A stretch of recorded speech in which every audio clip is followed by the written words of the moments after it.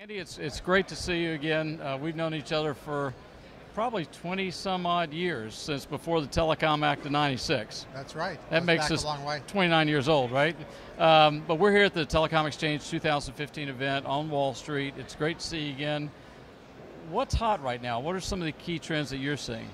I think this is probably one of the most exciting times in the telecom space. We're really pushing the edge of the envelope, with a lot of new edge providers, Google, Amazon, Apple, Facebook, both domestically and internationally, getting a lot of new spectrum together, both licensed spectrum and unlicensed spectrum. There's a tremendous amount of government spectrum coming online. A lot of people don't realize in the US, the federal government controls 61% of all the spectrum, so that's a lot of underutilized, unused spectrum that could be made available. Right. We're seeing some very exciting things going on in synchronous and geosynchronous satellites, submarine cables. Industry is back. That sector has been on its, back for US almost a or decade. globally, or both? Both. We've seen a number of projects on the East Coast. Probably a few more on the Pacific coast, one or two coming up from Brazil and the Caribbean. So, that sector, after a long hiatus, after the overinvestment in the last bubble, is now finally getting traction. So it's a good time to be in the space. I mean, healthy companies, strong companies, innovative business plans. Some of the big concerns that are different, Jeff, that we didn't see before are issues on privacy. Cybersecurity, but there are opportunities there as well as challenges. Do you have a point of view on net neutrality? I'm actually speaking at the panel here on network neutrality, and we've seen a number of good things that have happened. It was our firm who actually filed the first network neutrality complaint in 2004 for Vonage against Madison River. I think you remember that. I remember those guys. So we've been very active on that, both on wireline and wireless, and we'll be active in the DC Circuit court case. So I think on one hand, you need incentives for the mobile operators to keep investing billions of dollars into these broadband mobile networks. On the other hand, you got folks who want access to everything for no cost. Where do you think we'll end up? Sure. I don't think the FCC has allowed free access. If you look at the 400-page order, they stopped way short of that. What they did do on the interconnection and peering side is say, for the first time, Commission's exercising jurisdiction. Also, it will look to Sections 201, 202 of the Communications Act, the unreasonable discriminatory provisions, as its lodestar for activity. So while at the same time there's probably not a guarantee for unlimited free access, there is some sort of third-party review to make sure that the gatekeepers to the internet broadband aren't throttling or blocking traffic or significantly underinvesting. Yep. And you talked earlier about licensed and unlicensed spectrum, and the U.S. government controlling 61%. Two questions. Do you see them opening up more spectrum in the U.S.? And then how would you compare the concentration of spectrum the U.S. has versus other countries around the world? The president himself came out with a report 2 years ago following a presidential committee recommendation to open up more government spectrum for commercial use. It was called the PCAST report, for Presidential Committee on Scientific Technical Advisors. The FCC has picked up on it, as has NTIA. The most recent example was in the 3.5 gigahertz band, which was a band traditionally used by Navy radar, which is now going to be used for commercial and non-government applications. The government's looking to do the same thing in the 5.0 band as well as higher bands. So it's a commitment by the government to move forward. As a high-ranking Defense Department person said to me, the commercial space looks at spectrum very differently than we do at the Pentagon. I mean, you'll look at spectrum and say how many cows can graze on this acreage. we'll look at the same spectrum and say, how fast can those cows run out that gate?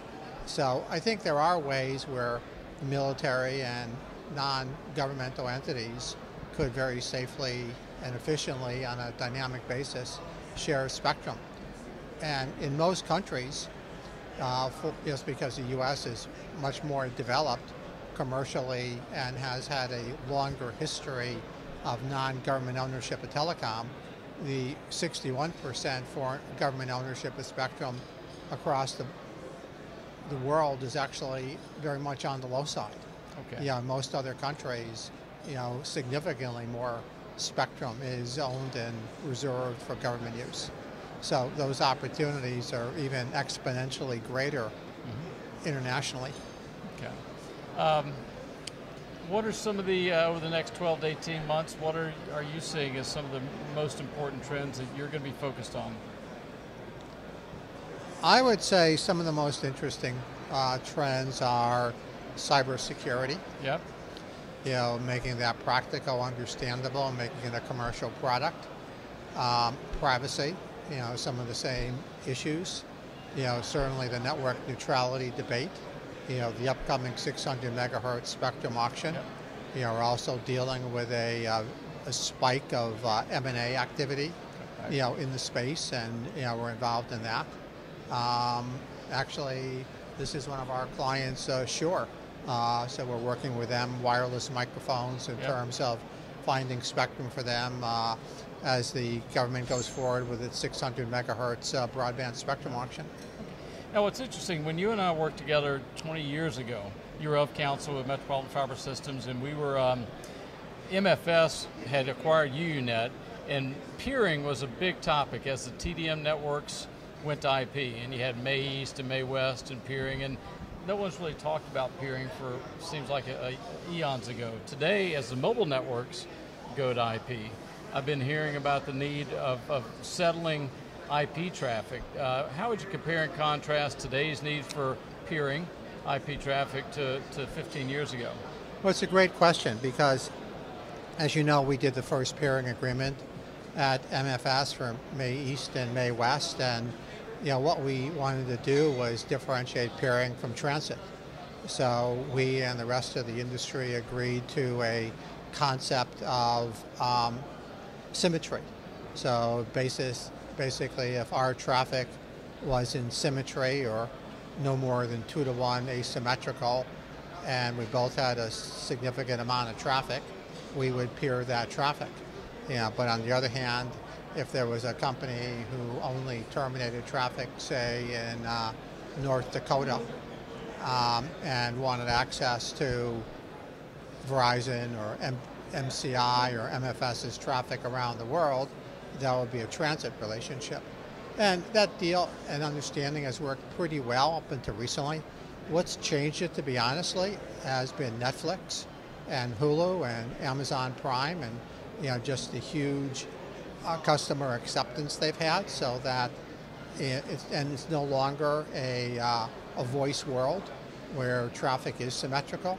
I mean, now, particularly with those online video, traffic is 6-to-1, 8-to-1, 10-to-1, asymmetrical. Right. And that's what's causing the tension in terms of whether or not some of these historical peering relationships are still applicable.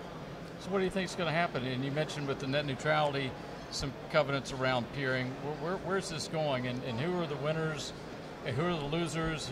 Because if you have that asymmetrical traffic, somebody's got to bear the cost of the difference. Well, the FCC in the network neutrality decision said for the first time it was going to exercise jurisdiction over this. Historically, they refused to exercise jurisdiction. You may recall in the Level 3 Comcast dispute, the FCC said, we have no jurisdiction. That's now changed as of June 12, when the network neutrality order took effect. And the commission, however, said, look, we don't have the experience, we don't have enough data points to actually treat that back-end peering to network neutrality, and we're not going to do that now.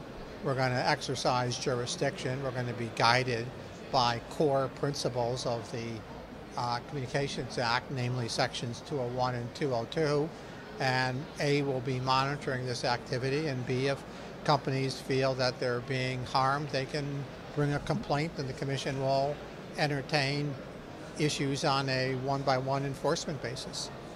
I would say that that would be a win for, not a game over, but a win for companies like Limelight, Level 3, Akamai, Cogent to be sure. Some of their customers like Netflix. Right. Could be a win for data centers who have new lines of business. Interesting. Well, let's stay in touch on that particular issue. I look forward to hearing about your panel. What's your panel today about? Network neutrality. Okay. Andy, it's great seeing you again. All right, Jeff, likewise. Thank you.